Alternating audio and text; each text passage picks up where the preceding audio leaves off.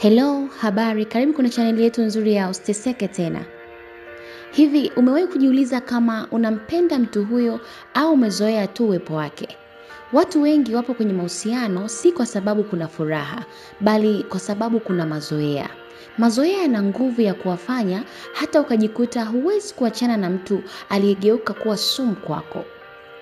Ukikaa na mtu kwa muda mrefu, moyo una tabia ya kujenga hali ya mazoea. Sio kwamba unampenda huyo mtu, ila uko addicted naye tu. Mapenzi ya kweli huambatana na furaha halisi kwa kuona umuhimu wa huyo mtu, vile anavyoitendea haki nafasi yake kwako. Lakini pia huambatana na heshima pamoja na kuthaminiwa. Mazoea huambatana na uoga wa kuanza upya, kuogopa upweke au hata kuwa na huruma isiyo na msingi. Na wakati mwingine tunaweza endelea kupambania mahusiano yaliyokufa kwa sababu hatutaki kuumizwa na hali mpya ya upweke. Ishara kwamba hicho unachokiishi ni mazoea na sio mapenzi ni hizi hapa. Cha kwanza, huwa unaambatana naye kimwili lakini kiakili uko mbali. Unakuwepo naye kimwili lakini haushiriki naye kihisia kwa namna yoyote. Na jambo la pili, hamna tena mazungumzo ya ndani kuhusu penzi lenu.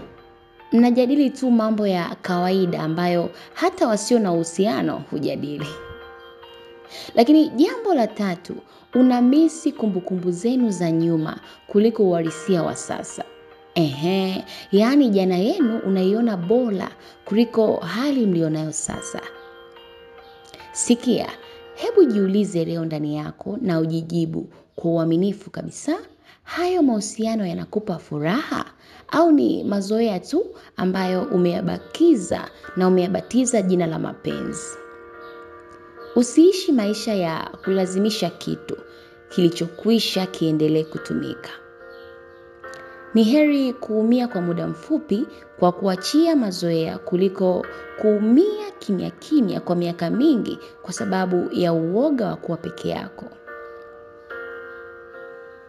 Naitwa Angela Kanine. Kupata vitabu vyetu vya kukusaidia kwenye mahusiano, tucheki WhatsApp kwa simu namba 0755302668. Asante na karibu.